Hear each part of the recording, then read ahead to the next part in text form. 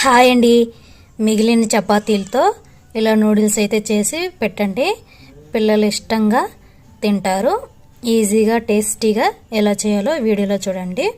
మిగిలిన చపాతీలను అయితే మూడింటిని ఇలా రోల్ చేసుకుని సిజర్తో కానీ నైఫ్తో కానీ సన్నగా కట్ చేసుకోవాలి.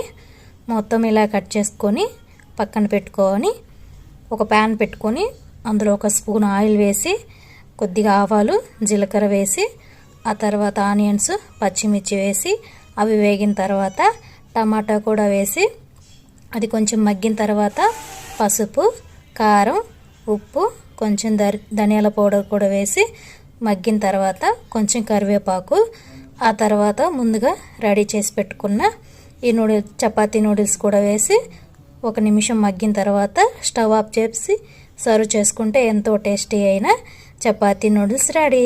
Please subscribe.